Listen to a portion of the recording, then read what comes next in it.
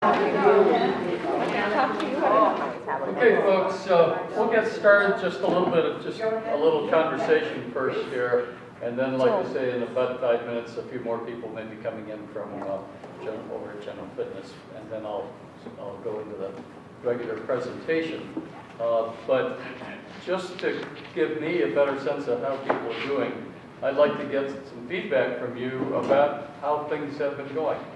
How many people have done something to experiment with either lowering their carbohydrates or increasing their fats? Me. Okay, you. I'm into butter. Okay, tell us, you're into butter. Tell us a little bit about that. Well, because I had half a slice of bread, but I dropped it down with butter. And Yeah. like I said last week, I took hard-boiled eggs. And Okay. hard-boiled bacon. Okay, And I'm a little more conscientious when I go shopping. you're more conscientious, Yeah. right? What do you look for when you go shopping? Less carbs. Fewer carbs, right?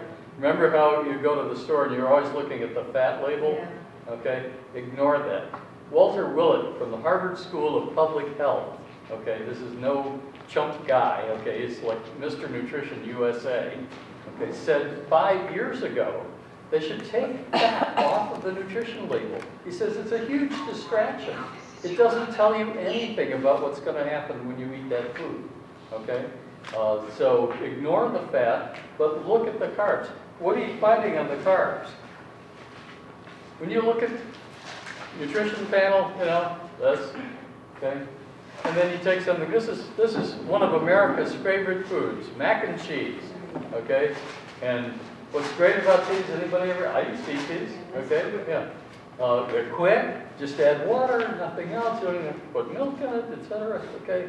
Shelf stable, these things will last for 100 years. Yeah. Unbelievable, okay? Full of nice colored dyes, okay? You like that? And a huge list of preservatives and other kinds of things on there.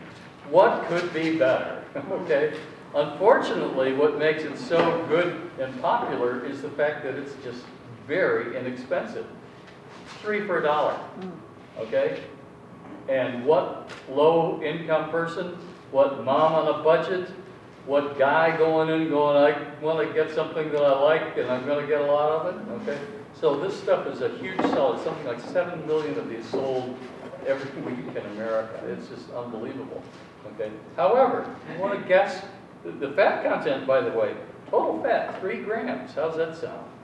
Not bad, huh? Oh, 3 grams, I'm watching my fat. Yeah, 3 grams, I can handle that.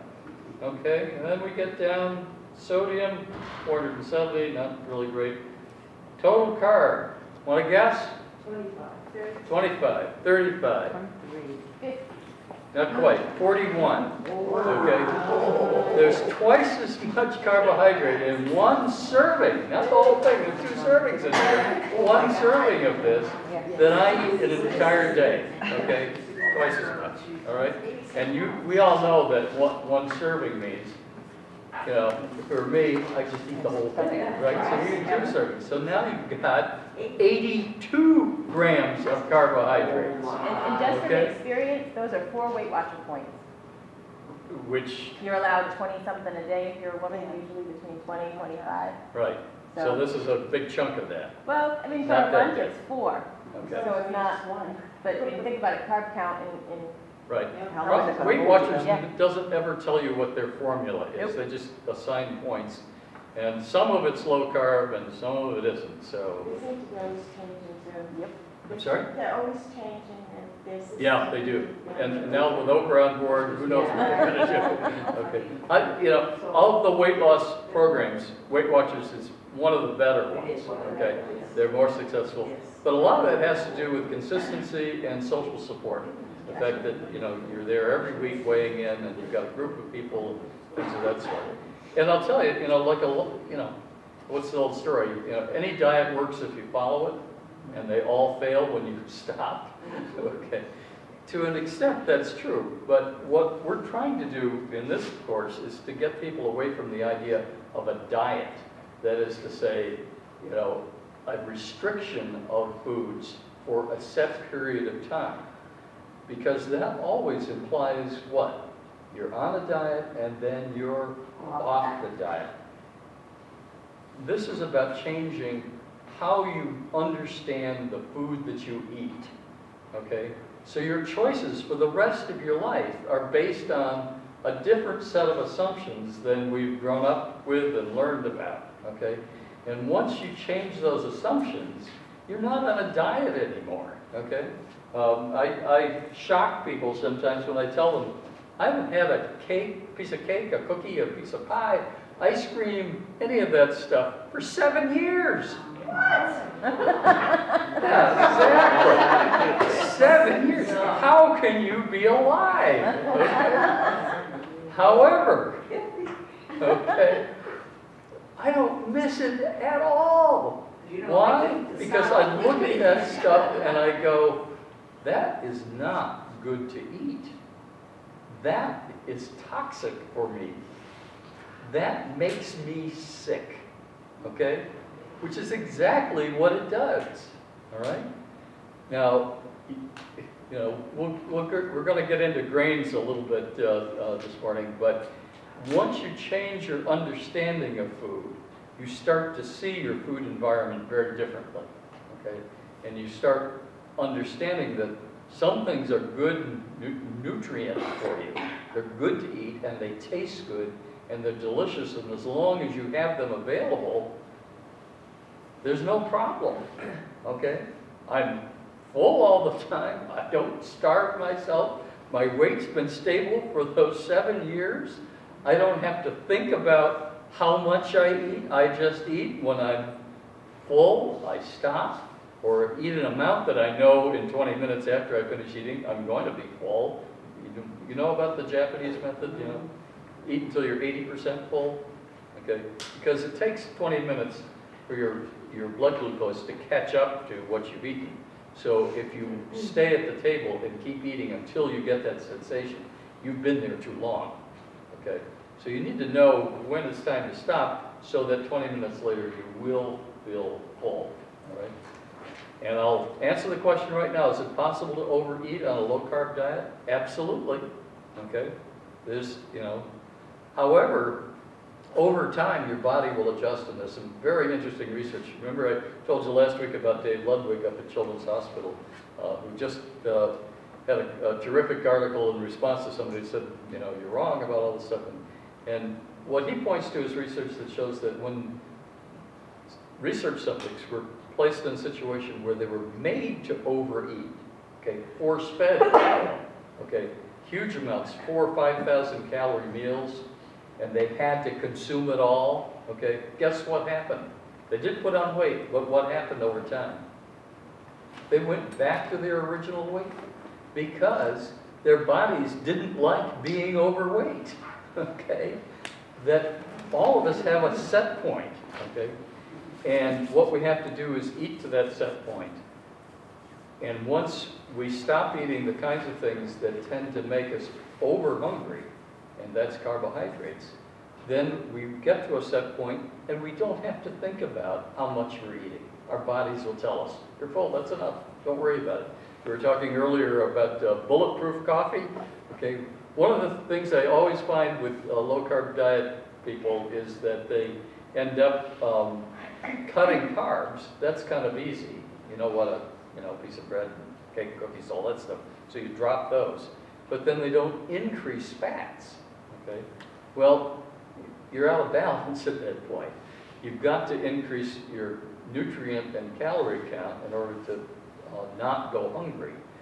And that replacement has to be with fats. It's not easy eating fats, right? Why? First of all, we've all learned that they're horrible for us, okay, so we psychologically avoid them. Secondly, the food supply in our country has gotten fat out of so many things, it's hard to find fat anymore, okay? And thirdly, you don't know where to go to get more fat to put in your diet. One of the most helpful things is just putting some coconut oil or butter, grass-fed butter if you can afford it, in a cup of coffee. You won't even taste it, but it's a nice, yeah, you're shaking your head, right? And I'll say, do one thing, try it, okay? You will not taste the fat, all right? The coffee will taste the same, okay? But it's a way of adding fat to your diet. And that fat is what helps bring your satiety up so you're not hungry. Okay. And there are other ways to get fat in your diet, and we're gonna, Katie brought some wonderful recipes for the Super Bowl. They're out there on that first table if you wanna look at those, but those are good ways to get fat in your diet. And I understand if you're going through the psychological, how can I do this kind of thing? I went through it too. Everybody goes through it because we've had 40 years of bad advice about food. Okay, here's a couple. Anybody else coming in from the challenge?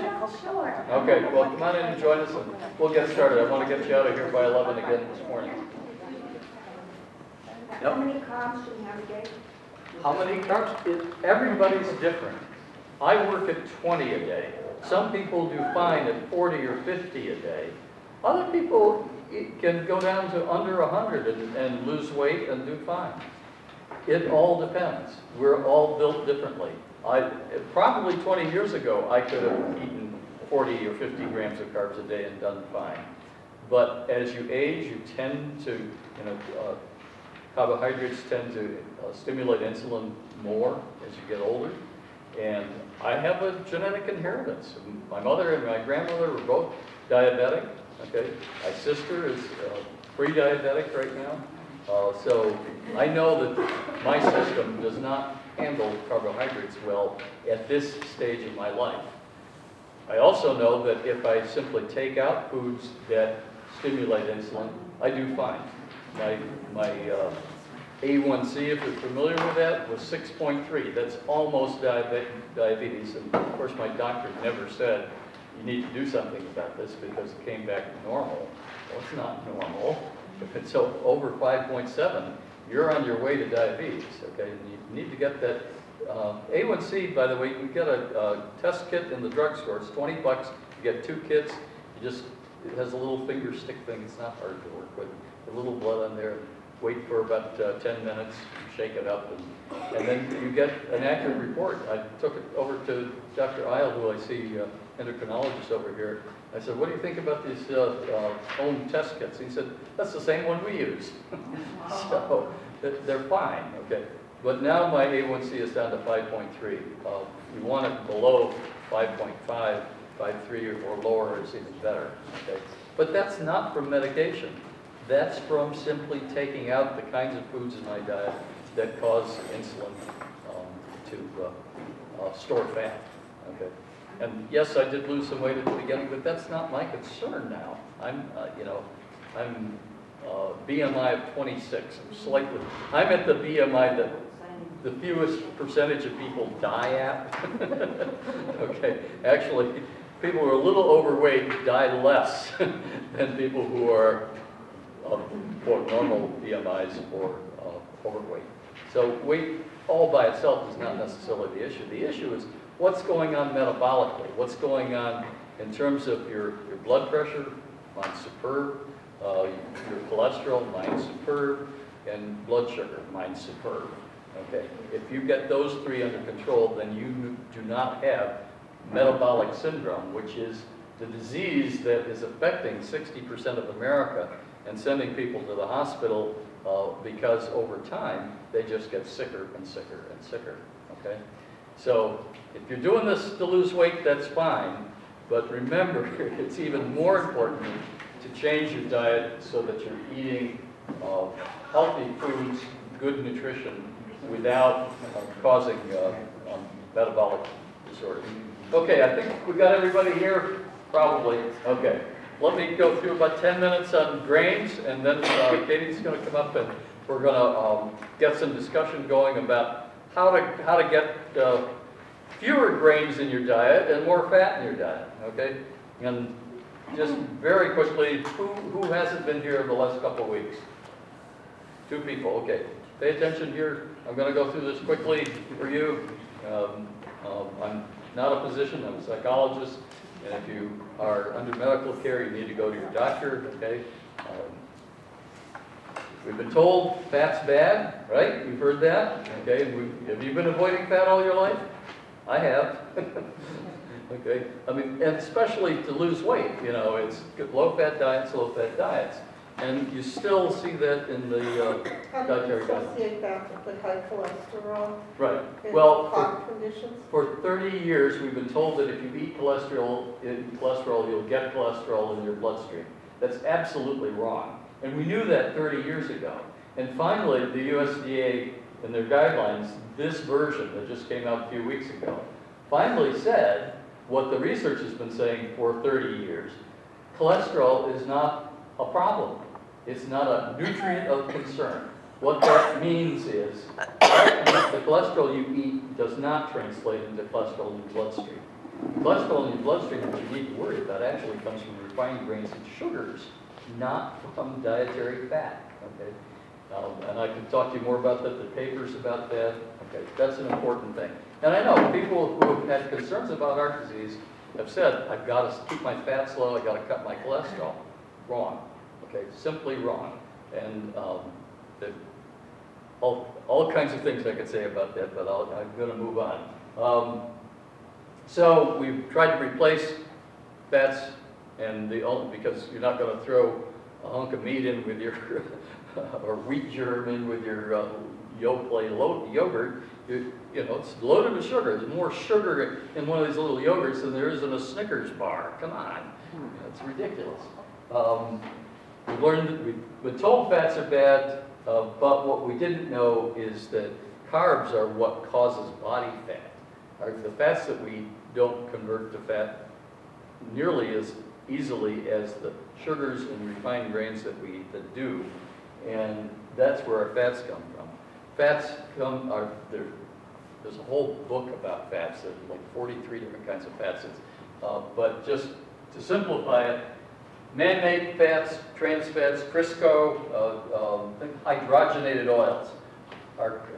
They were so bad that when they did trials of people having trans fats versus non-trans fats in their diets, the people who were told to eat trans fats started having heart attacks to such a degree that they stopped the experiment. That's very rare.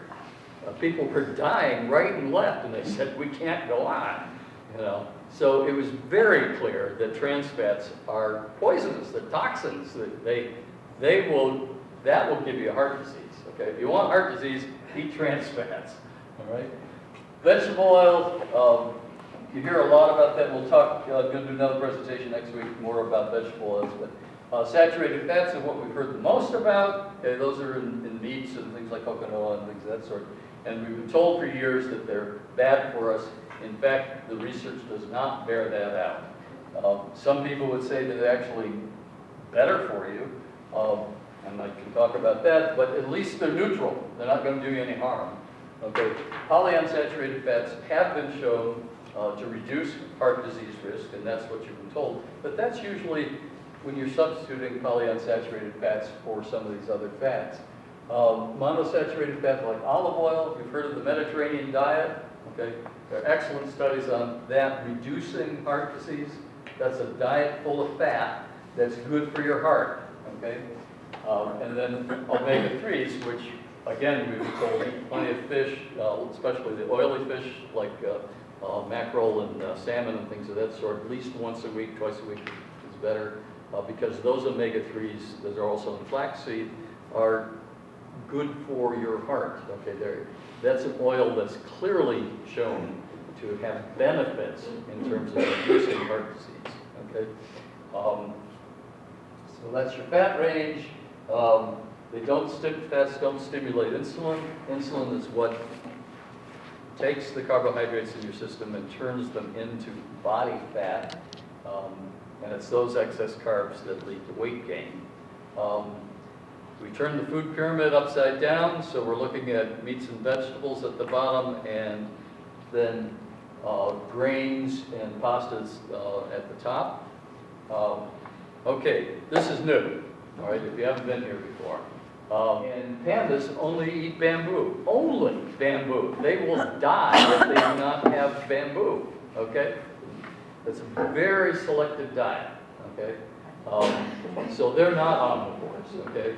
They have a very specific requirement. We can eat almost anything, okay? I don't know if you can see this picture well, but this is the Maasai pouring some cow's blood, okay, which they eat, at least in some ceremonial foods. But they survive pretty much on cow's blood and milk, okay, all the time. And they're one of the tribes that has demonstrated you don't need carbohydrates. They don't eat carbohydrates, period, okay? But they survive all on that. Anybody here Scottish? Okay. You know about haggis? Have you ever had it? I did actually. It's an interesting, It's interesting, right? But it's basically a big sheep's bladder full of all kinds of innards, okay? awful, lots of awful. Right. Well, you know, we find it disgusting because it's not something we usually have. But the point is that you can eat all kinds of things and do fine on it. In fact, people in concentration camps have survived on things like wallpaper. You've heard about what's going on in Syria with people, you know, collecting leaves and grass and things of that sort. I mean, if it's a matter of survival, you can eat almost anything, okay? And people do. They'll even, you know, the plane that went down in the Andes in 1972 was cannibalism. I mean, we will eat anything, okay? And it's a good thing because that's how we got here 2 million years later. Because in the history of mankind, there have been periods of famine for eons, okay? What's very bizarre about our society is that we do not experience famine, okay? Think about it. In the United States, the last time we had famine was when? Some of you might have been alive in the 30s, okay? There was famine in the West. People literally did not have enough to eat. In fact, that's what started the USDA. Their concern in the 40s was getting enough calories into people, okay? The issue was when guys would sign up for the Army, they were skin and bones, okay? They wanted people to have a more robust diet.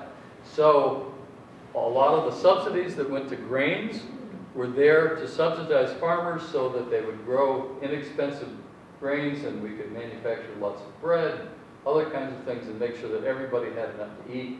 And then we fortified, I'll explain later, we fortified the bread. But we actually improved the nutrition in this country, okay? And since that time, in the United States, there hasn't been starvation in that sense, okay? There has been in other countries like China and India. We helped out India back in the 50s because we developed a hybrid kind of grain that would survive almost any kind of drought and climatic conditions, and that produced 4 times the amount of wheat germ and a very short stalk that wouldn't blow over. That revolutionized the world. We fed the world. Remember back then? Okay. And they were eternally grateful because people then didn't starve. We bought boatloads of wheat over there. So we kept people alive, no question about it. But now we've inherited that wheat. That's the wheat that we all eat when you go to the bakery over here. But there are some problems with that wheat, and we'll talk about that. So grains have been around for a long time, but really started about you might go back 8,000 years. Remember, grains are nothing but grasses, and what happens if you try to eat a stalk of rye or something, put it in your mouth and chew it? Is it good for you? Huh? You don't see people do that. Nobody tries. Good thing. You'll get a stomachache, okay? We're not ruminants like cows. We don't have the stomach capacity to digest these little seeds, okay? We don't break them down well, and they're not available to us. So what do you have to do? You have to harvest them, then you have to grind them, and you also have to ferment them because there are chemicals in them that have to be converted so they're edible, okay? So if you know anybody who harvests their own wheat, you probably don't, they will go through quite a process to get the wheat to the place that you can actually bake your own bread or tortillas or whatever you're going to make with them.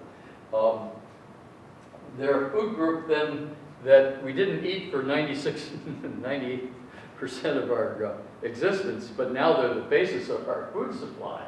Okay, so that's pretty strange what we're eating now. Our brain function, by the way, peaked just after, just about the time agriculture started. And it's been a downhill slope since, okay? We are not healthier animals since the start of grains, okay?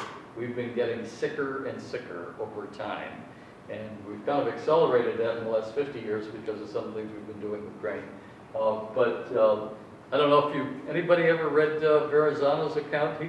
He came up Narragansett Bay to Newport back in 1420 or so, just 30 years after Columbus or so, and made these very detailed notes about his observations of people here.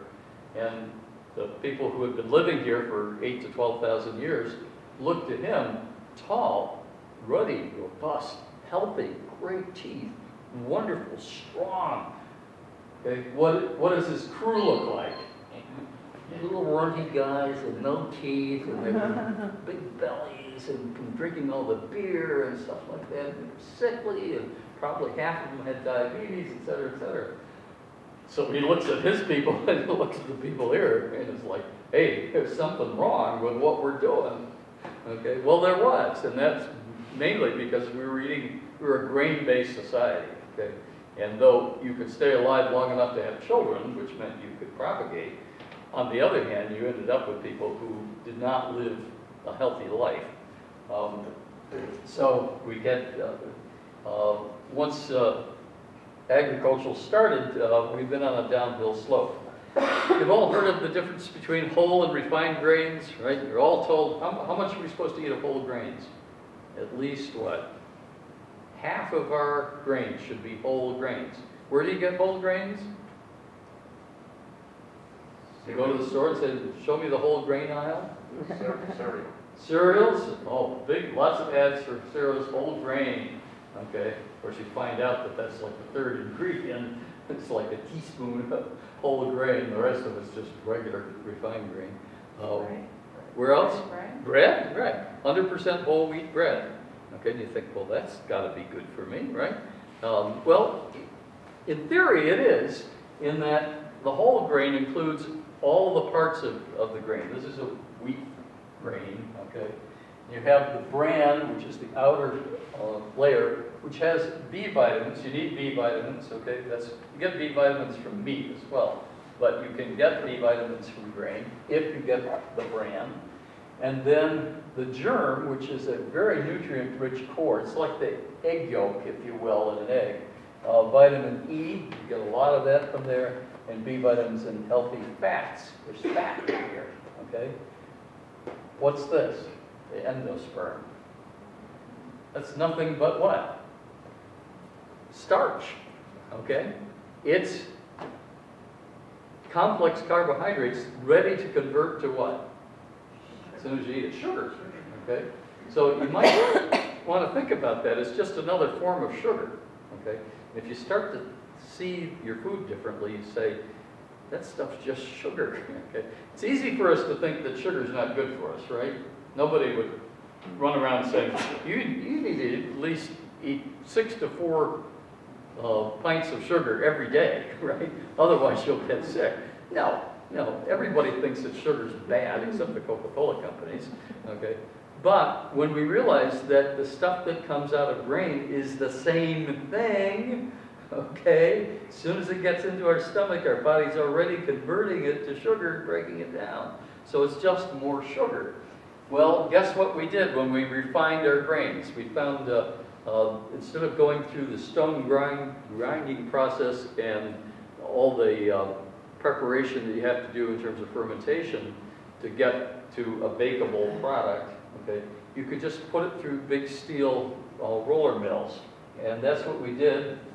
We processed grain. Bottom right is one picture of those roller mills. But we started creating industrial wheat about 1880, and all of us have grown up with industrial refined wheat, which means that you put it through a mill, you press it, grind it, you have to heat it and grind it, and then you separate the sperm from, the sugar part from the bran.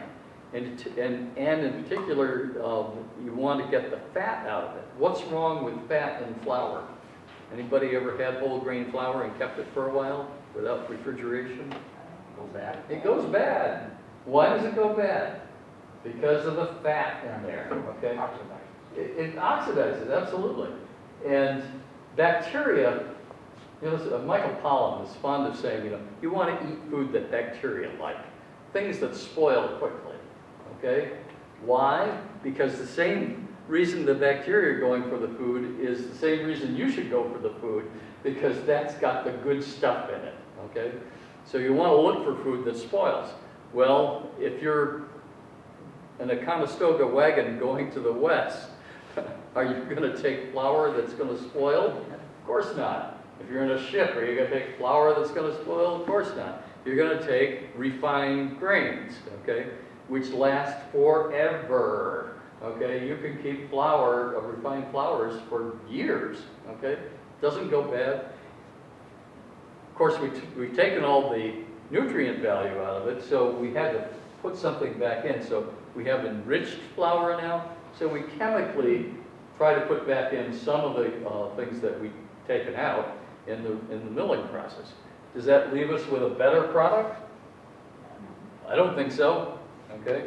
We don't even know what some of the components are in that bran that's in whole grains. And if you're looking for whole grains, you've got to be sure you get stone ground, not milled whole grains. Because that 100% whole wheat bread is just about as bad for you as white bread, okay? I'm sorry, it's got whole grain in it, but it's so pulverized in that milling process. It's like dust, okay? That it's just as available to your system in terms of sugar as anything else. And when it comes to the difference between whole grain and refined grain, the amount of carbohydrate is only about 6 or 7% different, because the bran, which does not digest, is fiber, and you subtract that. So you end up with just a little bit less carbohydrate in whole grain than you would in refined grain. So if you're thinking, oh, I'll just eat whole grain, and I don't have to worry about the carbs. No, that's not how it works. Eventually, everything that you eat from a grain ends up being digested, maybe more slowly so you don't get a blood sugar spike, but you'll end up converting that carbohydrate from whole grain into fat just as much as you would from, a couple slices of white bread. This great stuff we've been eating all this time, right? So let me finish up here on grains. We talked about sprouting those. Mentioned cereals there. That's a familiar product, so they're always saying fiber, whole grain, all this kind of garbage. It's garbage advertising. You do need fiber. Fiber is important. We'll talk about that at some point.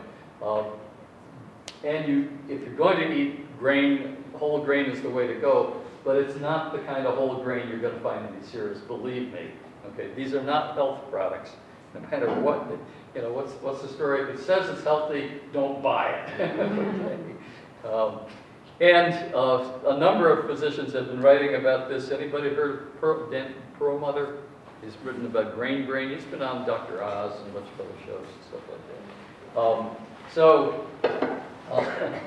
that. If you read that first statement, we're eating seeds that have been grown in synthetic soil to make a wheat that's pulverized into a flimsy dust and bleached and chemically treated to produce a, quote, food that no insect or other animal will touch.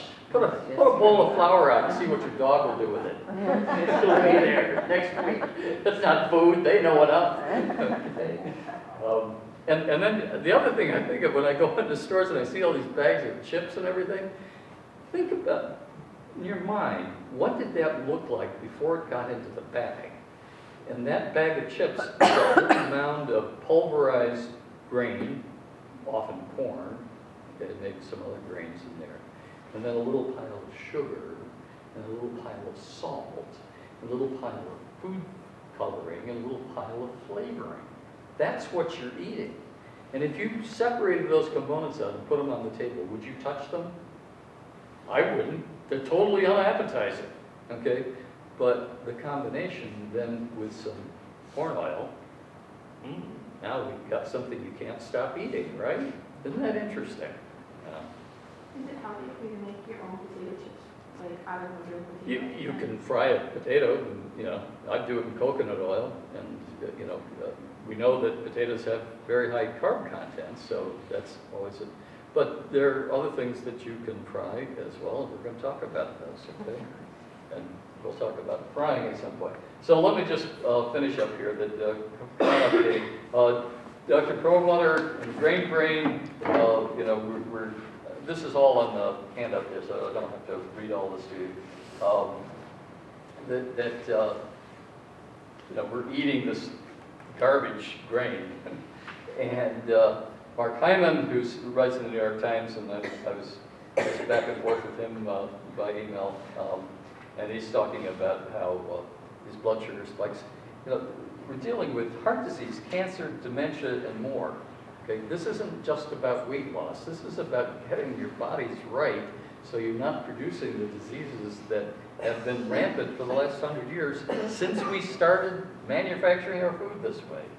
And then one other is Bill Davis's book, Wheat Belly, if you've seen that. He goes into a lot of this in terms of all the varieties of wheat and things of that sort. Have you read it? No, I was going to ask you a question. Sure. So basically what you're saying is no cereal that is good for you?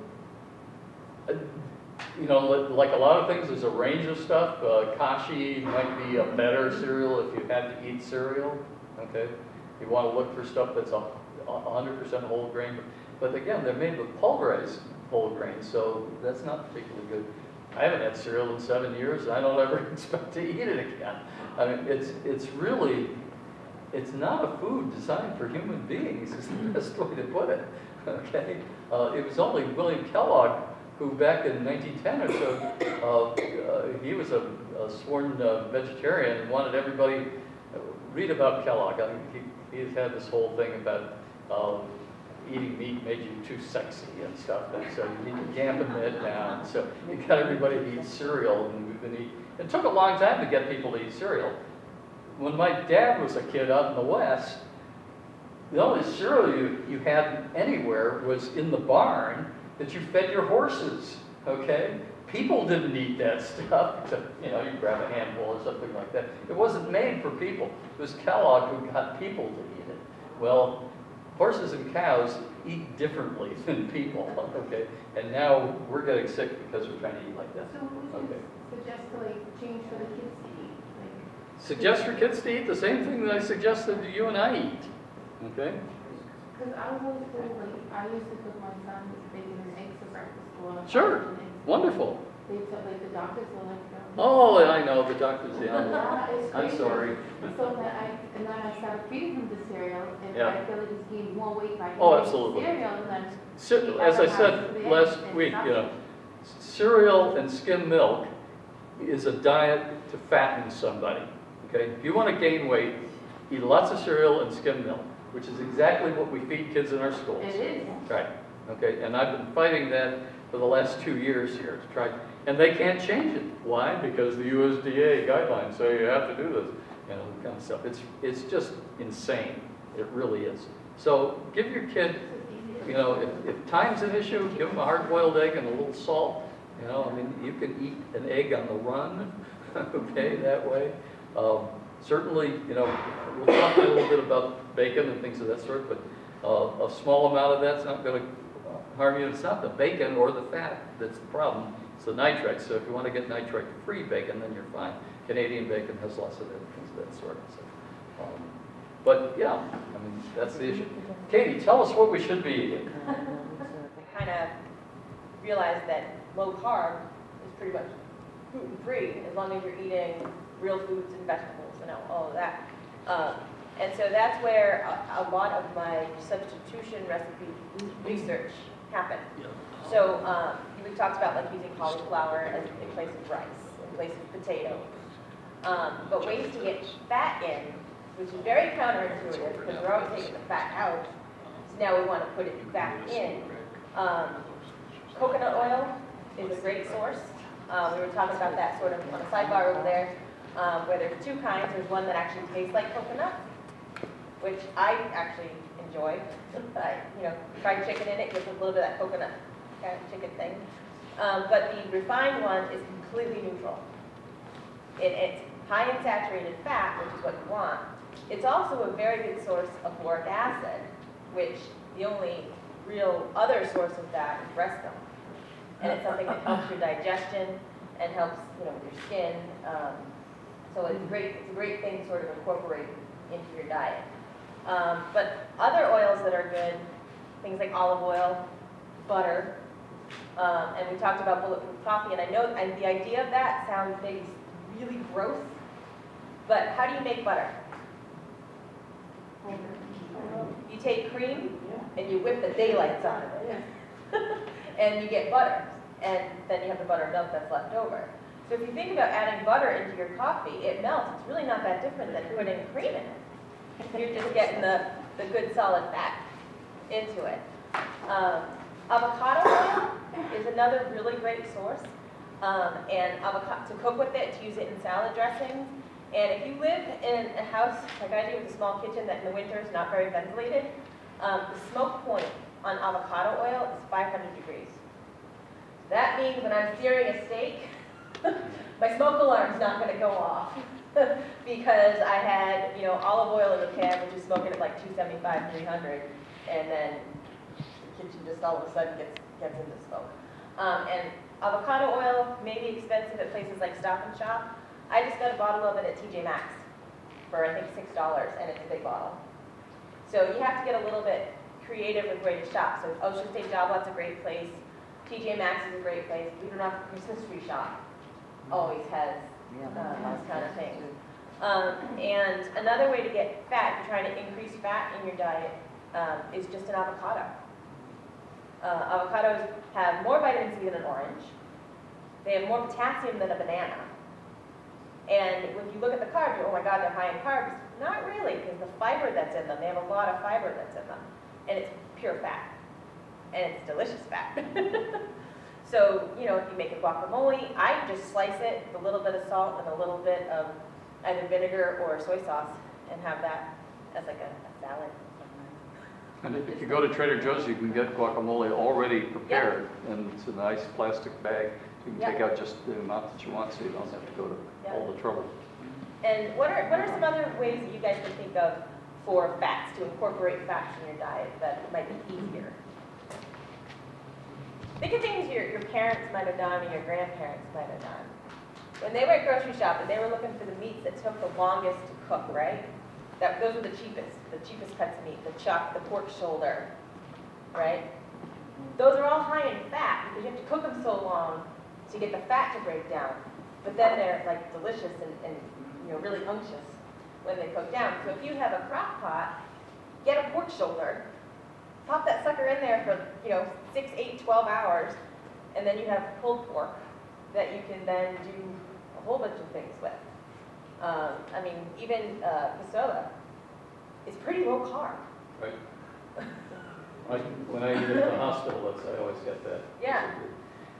Eating in hospitals, by the way, is very difficult if you're a low carber. Typically, I'll go, I can eat that, but I can eat that. I guess it stands to reason that if you're in the business of providing treatment for people, you want to make sure that they continue to need treatment, right? Well, their menu pretty much guarantees that. But I'm being facetious. They're obviously trying to follow the low-fat mantra. Yeah. So they end up with that. Yeah. So the higher fat cuts of meat are going to be the low and slow ones that you want to cook down. So a chuck roast, what my father still refers to as a supermarket steak, the chuck roast that's like the flat cut that used to be dirt cheap, but now they're trendy because of the Food Network. Thanks.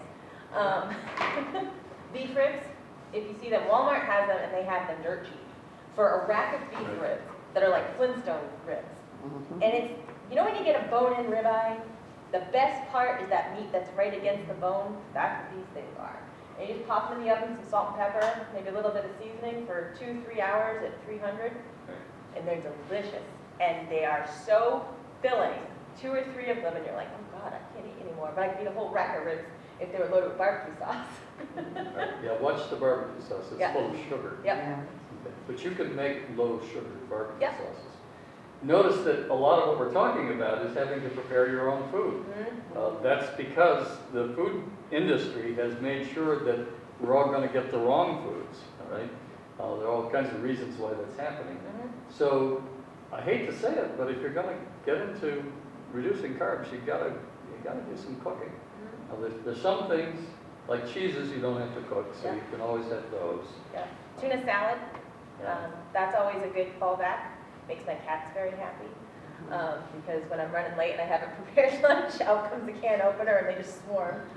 Chicken salad is also a good one if you make it yourself. Right. Because if you're adding mayonnaise to it, mayonnaise is fat. I tend to use Hellmann's just because it's, you know, I don't have time to make my own all the time, and that's the kind that I like.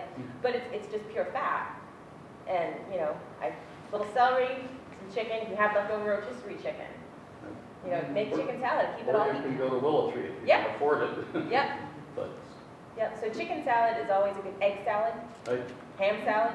Yep. Any of the things you'd stuff in a finger roll and put out at Christmas time, you know, it tends to be safe, and they're good for quick lunches. They keep all week. And you can tweak them, you know, to just different flavors. If you want to add a little curry powder to chicken salad, you know, to give it a little bit of a different flavor profile. You want to add some heat to it. You want to bulk it up, chop up some pickles in your tuna salad. Go crazy with this. Add some jalapenos.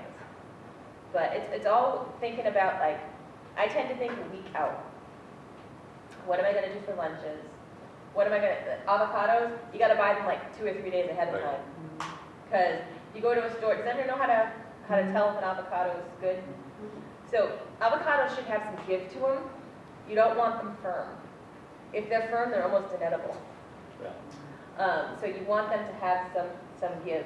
And Alton Brown's tip was to knock the tip off of it and see if it was like a greeny browny color on the inside, and that would mean that it's right. Because you don't want it like super squishy, and half the time at Stop and Shop, they're either super squishy or they're hard as a rock.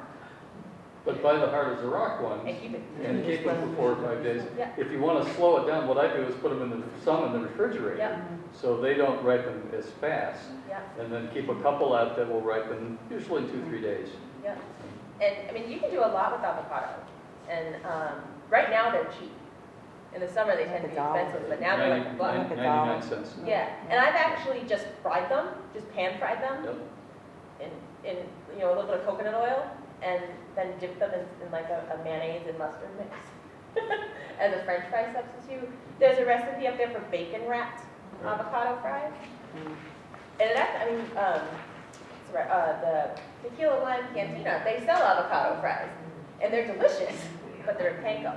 But you know, if you want to bread something, pork rinds will be your best friend. And you know, because they can get crushed real easy. And yeah, Pork rinds. You buy a bag of pork rinds. So, Okay. you know, everything you said is, you know, like eat one dies, that you, over so many years, you Yep. can. But that's what it is. Right. It's That's the mindset that's that the you've had psychological years. hurdle. Yeah. Okay? And, you know, it took me a couple of years till I got to the point that I felt comfortable doing that. But as I've said, you do it and then don't believe me or any of the experts. Look at what happens to your body. Yeah. Mark Hyman was just on a video broadcast last night I was watching, and he says he's got patients all the time. This is a cardiologist. He has patients all the time who go, oh my God, my doctor's telling me to eat all this fat. He says, just do it. Do it for 2 weeks. 2 weeks. And they come back. Cholesterol down. Weight down.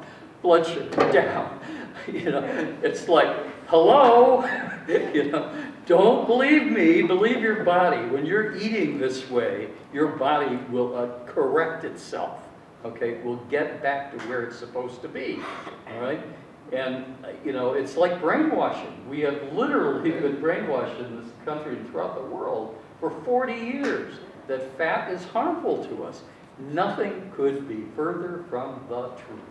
All right? And you're going to walk out of here and go, oh, Dr. Weed, he's nuts. And, yeah, he shows me all these research papers and all that stuff. Hey, if you are willing, do this. And then see what happens, okay? That's all I ask you to do, all right? If you don't like it, you don't want it, go back to eating what you were eating before, you know? If you get good results, learn from it. And I think that's what I hear all the time. People, oh, I was on a low-fat, low-carb, high-fat diet, and it worked. I lost all kinds of weight, and my doctor was very pleased with the results and everything like that. And I said, so why did you stop? And I said, I don't know. It's like, well, I think the reason people stop is because the food environment is so foreign to people who eat low carb. It's a struggle to eat high-fat, low-carb diets in a high-carb, low-fat world. Okay. Pardon me? I went to Papagenos over the weekend. Yep. And I did what you told me. No Okay. bread. Yeah, So I told him, I said, I want a steak and cheese salad, cold and fried. There you I go. said, I want lettuce, pickles, tomatoes on it. I said, put it in, he's like, what are you gonna put it on? I'm like, put it in the bowl. yeah, Tell us again. exactly. Put it in the bowl. Listen, my boyfriend, I said, you wanna try it? He said, no, I'm not trying it. I was like, why? The steak and cheese salad goes with bread. He took my plate, he tried it. I went back to get my plate and it was gone. I'm like, where's my food? Yeah. I was like, please stop. Yeah. So it's kind of funny, Yeah. like Right. how. Well, right, if we were presented with it, and like I said, if I could put you all in that kind of environment for 2 weeks, you'd walk out of there going, wow, this is fine, I feel great, you know, but I can't make that happen. You have to make it happen. He had eaten 4 slices of pizza before he ate my steak and cheese. And I was like, thanks for eating my dinner, because I was like, wow, I'm Yeah. full in there, still half a bowl of Right. pasta. He said, I'm full now too, and I'm like, well, good. And most places, I mean, I go to Atlas Pizza maybe once a week for lunch, because we need to get out of the office, and I was getting the grilled chicken salad, which is phenomenal. It's like one of my favorite things on earth. It's dressing. But the chicken stir fry that they have is just their chicken with peppers and a little bit of onions. I had them give me that without the bread, and then a side of Greek dressing. And I was full. I almost forgot to eat dinner. I was full for hours. Right. So it's getting creative if you can't make everything and sort of think outside the box. And most places will accommodate you. Even the fast food places will accommodate It you. will. Burger King, if you say, I want a Whopper without the bread, or I want a double Whopper without the bread, when you get the receipt, it'll say Whopper low carb. And they put it in the container and give you all the condiments on the side so you don't have to use the ketchup. I went out this past week and the waiter was so nice, I said, I need to stay away from potatoes and all that. You're doing the low carb, he said, my wife's the same way, he gave me a big bowl of vegetables. Yeah, is that Stir nice? fries and all that, Right. and had the steak, which I never had steak, it was good. Yeah. So I had that, but he was so funny, he said, I'll take care of you. I know it's 11 and some of you have to get going, so if you want to stick around, we can talk a little bit more. But like I say, you're going to hear me say this over and over again. Next week, we're going to talk about fats, okay, and oils, okay, and how that really works and what's good for you, not so good for you there. And there are recipes that we added in that are sort of Super Bowl friendly recipes. And I know that there are chicken wing recipes that are like buffalo. There are a lot of chicken wing recipes out there. You can do whatever you want. Chicken wings are perfect. Notice that some of the recipes I hand out give the carb count. The ones that you sent me with all the wings and Yeah. stuff like that, you don't need a carb count. Right. You just look at the ingredients. There's no carbs in anything. Yeah. And if you don't feel like buffalo, garlic parmesan is the way to go. Right. But